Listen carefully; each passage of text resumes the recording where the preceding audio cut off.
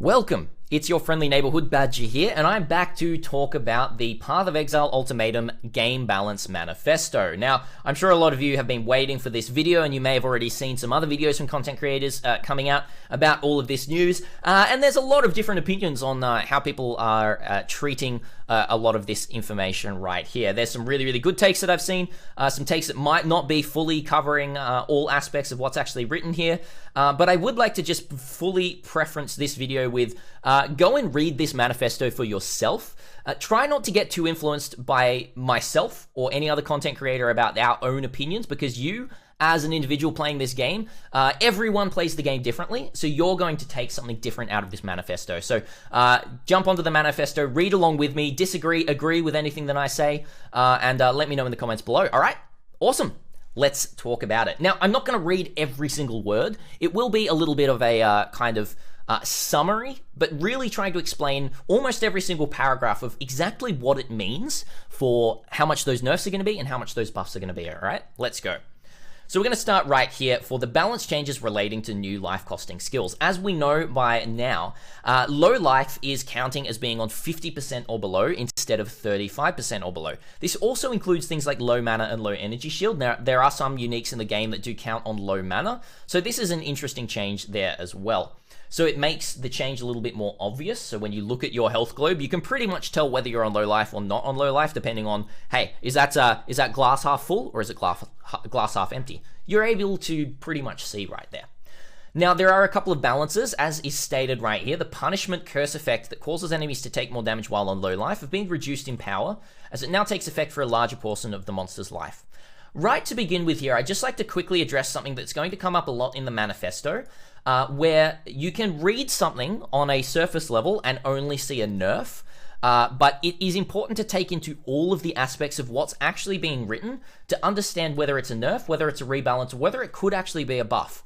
For example, we do not know the actual numbers on punishment, and because low life is changing from 35 to 50%, this now means that punishment, depending on the numbers, could actually receive a small buff, could be just rebalanced, or still could be a little bit of a nerf here, okay? So just keep that in mind as we go through. The words on the page here do not directly represent exactly everything that is happening to the game itself. So keep an open mind and we'll jump through it all, okay? All right. Now, this also means that similar changes have been made to Assassin's Ambush and Assassinate, which you can see, that is the node right up here, which is this one here, meaning that you do get 100% more critical strike on enemies with low life or more damage on low life. So I'm expecting those numbers there are going to be lowered, but it's affecting obviously 50% below instead of 35% and below, okay? Infernal Mantle and Replica Last Resort. So these are other things to do with low life, okay? All right.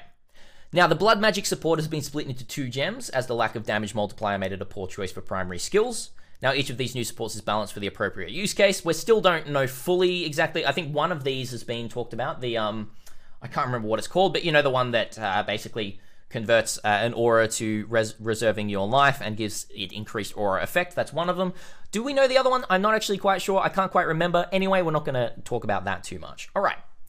There are now some small passive clusters coming for generic physical damage, as well as physical damage over time multiplier, to better support the new skills. Now, not only is this going to be supporting new skills, this is also going to be supporting existing skills, such as any bleed skill. Now, this is important to keep in mind as we talk about some further nerfs. Certain sources of bleed damage and damage over time multiplier for bleeding have been changed to physical damage over time to let them apply to corrupted blood and the new Reap and Exsanguinate skills.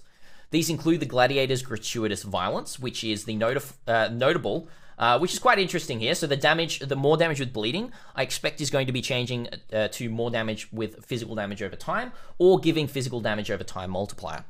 All right. Not all bleed-related passives and modifiers on items have been changed, so a full bleed-invested build and a build using both bleeding and corrupted blood won't always look the same. So you can expect certain things like the explode from bleed on Gratuitous Violence to to stay, the actual explode itself. Maybe some chance to cause bleeding here, and I would expect all of these nodes on at least bloodletting to stay the same that are close to Crimson Dance. All right? All right, now what else have we got here? Corrupted blood now never counts. This is basically just quality of life and making things understandable a little bit more. It now never counts as actual bleeding damage. So this once again means that the new corrupted blood that we can apply is not going to be scaled by bleed damage, but only physical damage over time or damage over time. It also has stated that corrupted blood's damage is being rebalanced so it's more consistent between sources. So specific monsters that had a very high corrupted blood damage will no longer be as strong, while others that dealt almost no damage will be dealing a more noticeable amount. This means that as you're running through a map, you hit a corrupted blood pack or something like that. It's not a roll of the dice whether your health's going to go down in 0.1 seconds or 10 seconds. It's going to be closer to 5 to 2 seconds type of thing. It's going to be more balanced across that, so it's not as kind of dice rolly. It's a quality of life change to your mapping gameplay, which could be quite nice, but I would very much say still keep that Staunching Flask on your build, because Corrupting Blood is still going to be extremely strong against you, alright? Now, Bladestorm has a multiplier to bleed damage now while in Bloodstance. So this is a buff to Bladestorm, which is super nice. Bladestorm is already a pretty nice skill, but now something like Bleed Gladiator Bladestorm is even stronger.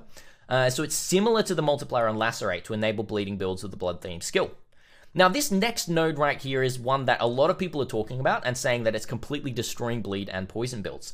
Now, it is a big nerf to bleed and poison builds, but I do not believe that it is destroying them because of everything we've stated beforehand in changes to physical damage over time, new nodes to physical damage over time, and some changes that we might even be seeing with the new skills themselves, the new support skills, and even new uniques that we don't know about yet, alright? But the Elder-influenced weapon modifiers that grant a chance for poisons or bleeds inflicted with this weapon to deal 100% more damage have been removed. Now, in their place, Elder weapons can now reroll a local poison or bleed damage over time multiplier modifier. We can expect this modifier to be, I would say, between 60 to 75%. Kind of in line with maybe fire damage over time, cold damage over time multipliers on staves or staves, or however you would like to call them, right? Now, this is a nerf to damage. I haven't done the calcs themselves, but it's, probably maybe a 30% damage nerf if you're using a weapon like this itself. But that is without anything else in consideration with any of the changes coming in. So I would still say bleed skills are going to be still quite strong. Poison attack skills are where things are going to start to struggle a little bit. The only real viable option still to me right now is something like a Pathfinder for poison attack, or just fully investing into critical. But basically all this is trying to do, as they're saying here, the double damage chance modifiers were too multiplicatively powerful for these builds. They're trying to stop some of the endgame kind of exponential scaling with something like a double damage modifier. Now, this is probably one of the more heavy-handed changes in the patch notes. I'm still trying to figure out whether this is warranted or whether it's going to feel a little bit too big. But we really do just have to wait for numbers and have to wait for how the game actually plays out. So let's just let's wait on that one, I would say there. The way skills specify costs has also been refactored. Skills now specify what resource they use. Consequently, stats can now specify whether they affect all cost or reservations or some combination. So Righteous Decree on Templar now reduces mana costs, while the Tireless notable affects all skill costs. So if you want to know exactly where this is, up in Templar itself, this node is Righteous Decree. This stays as reduced mana cost, but this node here, Tireless, the reduced mana cost goes to all mana cost of skills, which is quite interesting there, okay? Alright, now that's pretty much it. That's all we're talking about there. Now we will talk about Chainbreaker. The Chainbreaker keystone no longer removes rage on hit, instead adding a small rage cost to all skills, which would then be affected by skill cost modifiers. This has allowed us to keep Chainbreaker functional with spells while still losing rage when used alongside skills that don't hit, like damage over time spells. So this is a bit of a nerf to the meta that we've seen with Chainbreaker, with things like totems, things like things that you only attack like once with, or all this kind of stuff, or placing down damage over time. So it's a little bit of a nerf, but it's not as much as you would think it would be, especially with something like a Essence Drain or a Vortex or something like that. You're still going to be generating a lot of rage, all right? Now, as a major benefit to the changes, reservation skills no longer have an associated cost by default, so you don't need the current mana available to reserve a skill. Now, this is one thing that I did have to clarify on stream a lot as well. What this means is pre 3.14, if you reserve, let's say, 50% mana with an aura, and then another 50%, so you've reserved 100% of your mana, right? If you unreserve one of those, maybe to change an aura or something like that, say for example, you unreserve 50% of your mana to change your Pride to Malevolence, let's say that. Pre 3.14, you would have to wait for your mana pool to regen up to where that 50% level is to be able to reserve again, because it has to consume the mana to also reserve it. What this now means is you can reserve your mana, unreserve it, and while your mana is still going up, you can still reserve that back down to 0% because it's not costing your mana to reserve an aura. So this is a massive quality of life change to auras themselves. What this means is for aura bots, it's much easier, say for example, in a map itself, you could switch between a mapping aura setup and a bossing aura setup, or you can very easily switch on and off. If you accidentally deactivate an aura, you can very easily just activate that aura in a split second right there, just like that, which is super nice. What this does mean is mines have been changed, or we think that's what this means. This line here is very important. Because of this, mine skills now have both a mana cost and a mana reservation. This means that both modifiers to cost and reservation both affect their appropriate parts of mine costs, so Indigon no longer provides spell damage without affecting mine costs at all. So this is a direct nerf to Indigon, Indigon miners, but it also means that reserving your mana with mines also means that your mine's cost skill, cost mana, and effectively as a base mine cost, everything is exactly the same. Effectively, without any sort of reservation or negative mana cost taken into account, right? So that does mean that if you do have negative mana costs to your mines, you can still effectively kind of gain more mana back as you unreserve your mines or detonate your mines. So some interesting things could happen here, but basically all I'm trying to say here is effectively, it says that mines are changed. It's worded not great. Effectively, it hasn't changed from a base perspective. All right, does that make sense, everyone? Good, we're gonna move on. Let's talk about Atlas passives. We've made a series of changes to the Atlas passives for a variety of reasons. Now, basically, I'm not going to read everything here. Basically, they're saying they're nerfing top end of certain rewards from Atlas passives and boosting low end. So we can hopefully see a little bit more balance between what nodes we take for profit. However, we can also guarantee that in something like a trade league, there will be a strongest way. Say, for example, Valdo's Rest. What happened with Valdo's Rest? You know, that might be nerfed, but something else will kind of take its place as the best option, right? This means, hopefully, there's going to be more of a balance of, you know, maybe this option is in balance with this option here, but we'll have to see. I don't think they will have balanced it perfectly. There's also been changes around of what types of Atlas passives are being included with other Atlas passives. Some incursion passives being changed around so they're more congruent or in line with each other, make more sense grouped together, and also Ritual has been added to Haywalk Hamlet. Now, Haywalk Hamlet is also the Harvest one, so you can have Harvest and Ritual, which is, you know, interesting. Basically, Haywalk Hamlet is I want to take 10 minutes per map rather than I want to take 1 minute per map. So if you're the type of person that likes just taking in maps, taking in their environments, and playing a map for your entirety of your play session, then Haywalk Hamlet is more so the place for you. All right, let's move on. Vial skills. We've made a balance pass on all damaging Vial skills. I don't think I need to say too much other than your uptime of Vial skills on bosses has been doubled. The damaging aspect of all Vial skills has been upped, and the spell damage you receive from Vial Righteous Fire has been nerfed. So this is a buff across everything in terms of Vials. Defensive bonuses for Vials has been buffed in the form of basically more uptime. Damaging Vial skills, such as, you know, Vial Blade Vortex, your Vial Spark, Vile Earthquake, you know, all of these ones that are already still pretty good as damage, they're getting damage buffs, right? Which is really nice. It literally does say here, there's a balance pass on damaging skills. Damaging Vile skills have had their soul gain prevention times lowered relative to the duration, and a balance pass has been made on all damaging Vile skills. So this is stating that every skill that is a Vile skill that damages, there has been a balance pass, and in all cases, these have been buffs. In all cases, except for Vile Righteous Fire. So wording is very important here. So this is a buff section right here.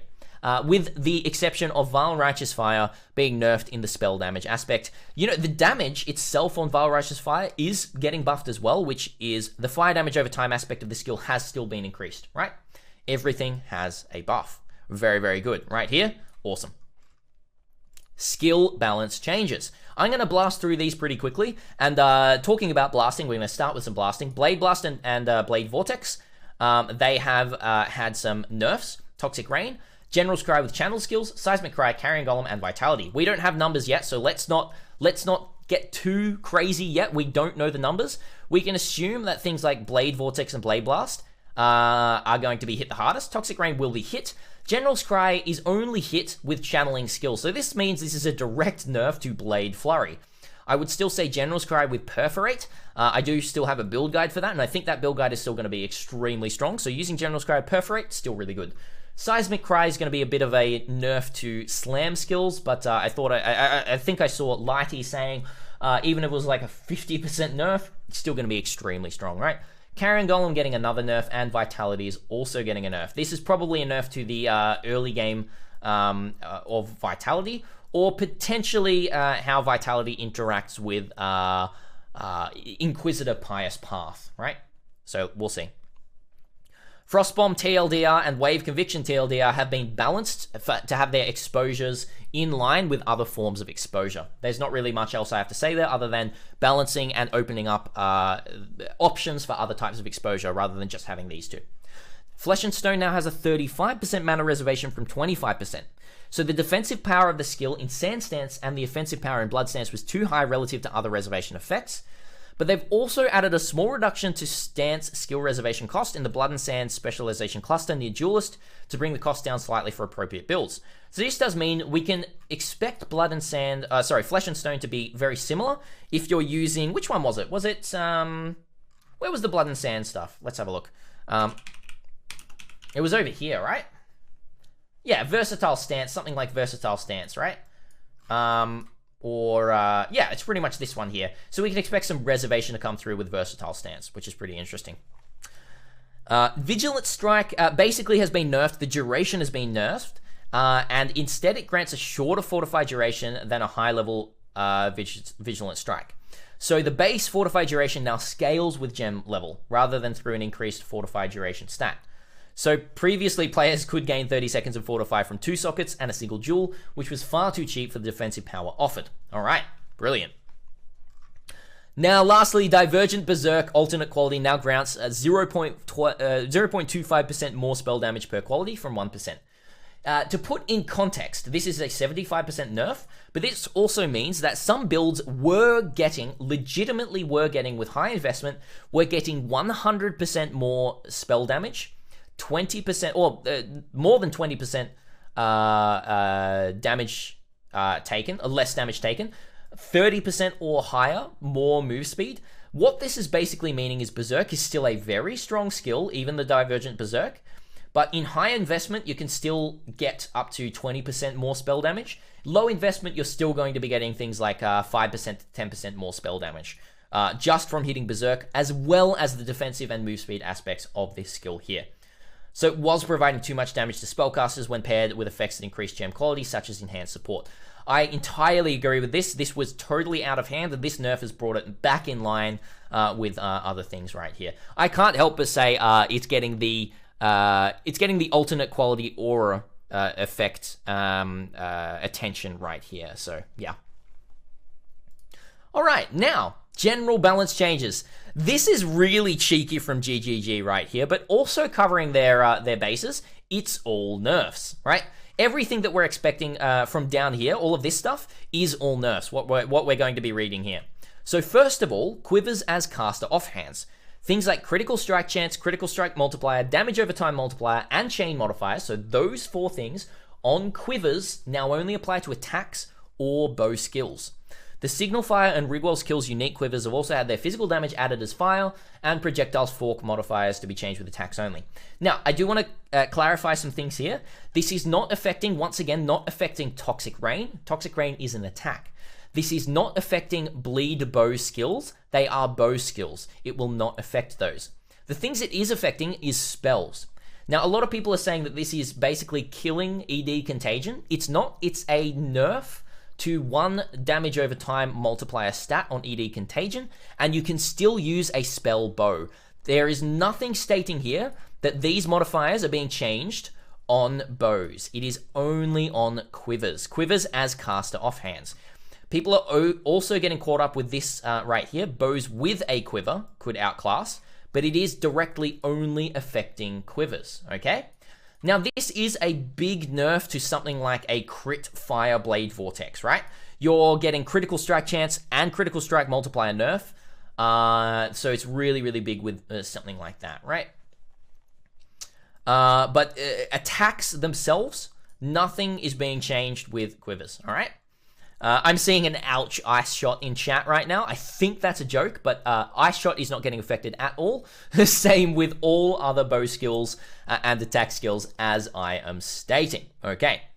Physical explosion body armors. Now, at TLDR, there is a nerf to the chance to explode. Rather than being a when you kill an enemy it will explode, there is now going to be a chance. Okay. Now, something that people are glossing over here, all right? Something that people are glossing over is right here, this thing right here, dealing 1/10 of their life as physical damage.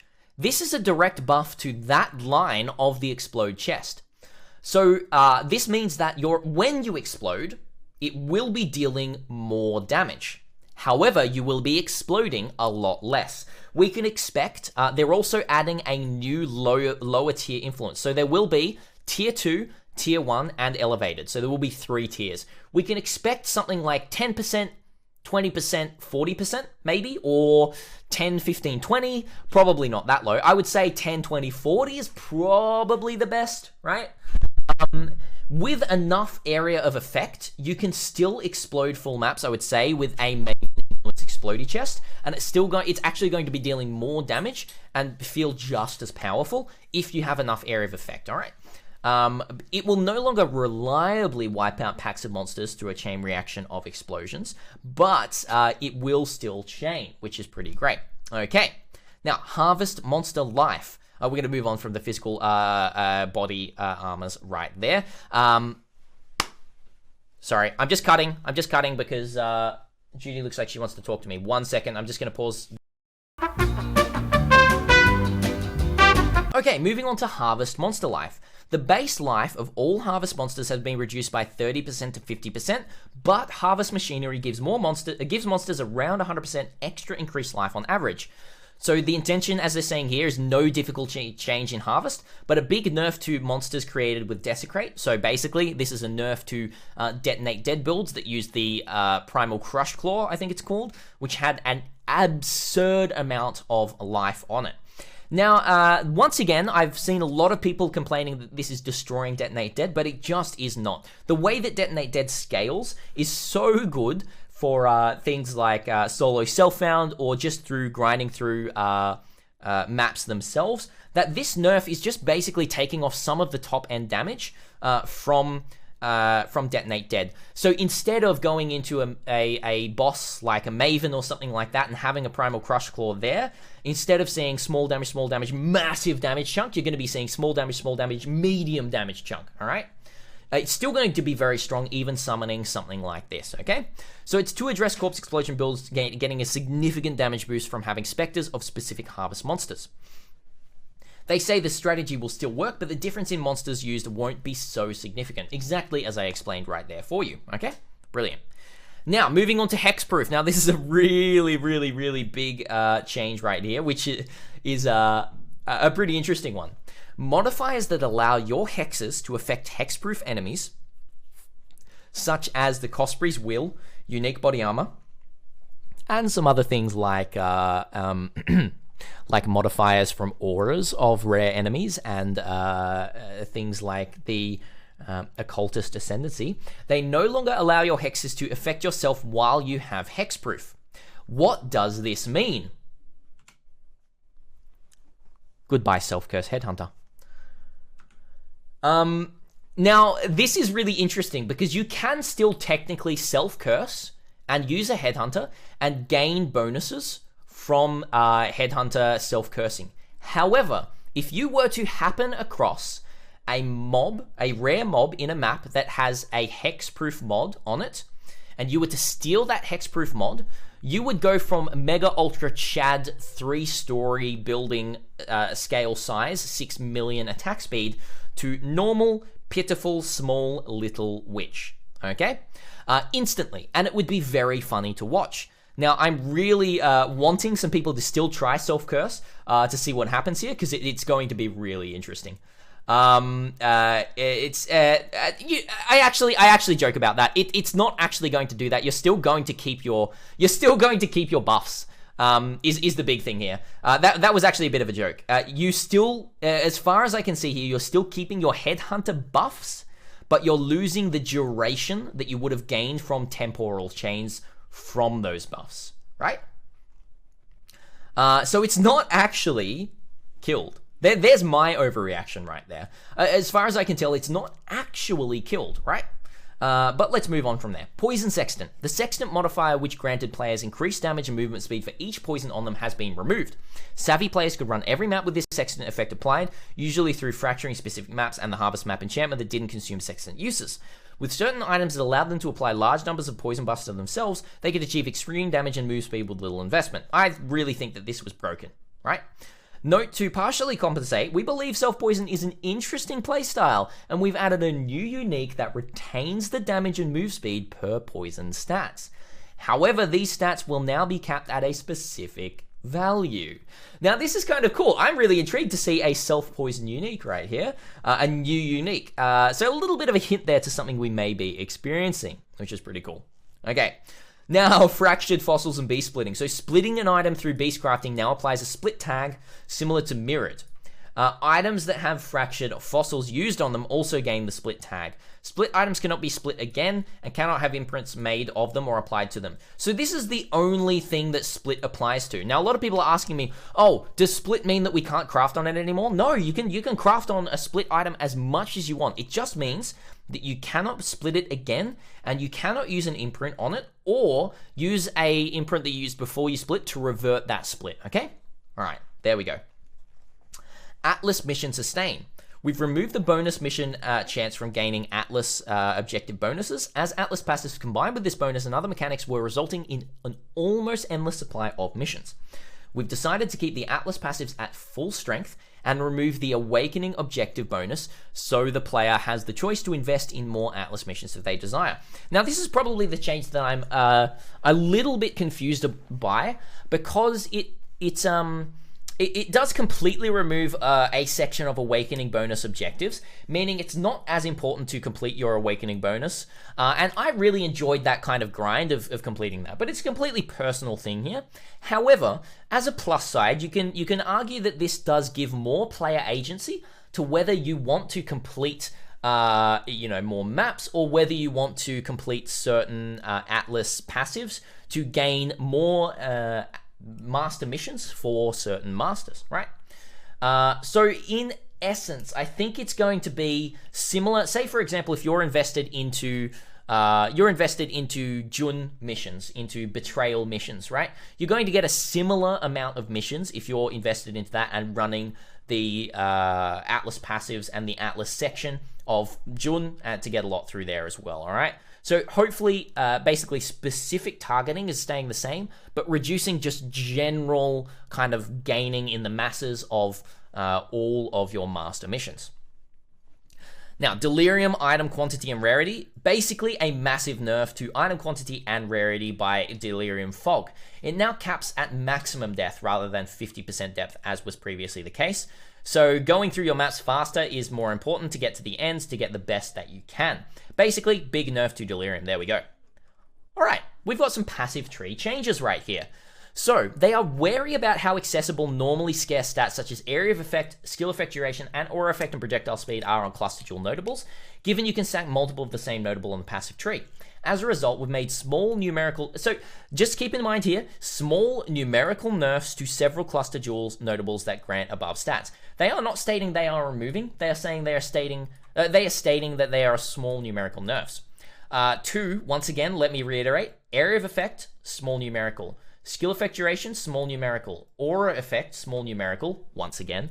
And projectile speed, projectile speed, small numerical. All right.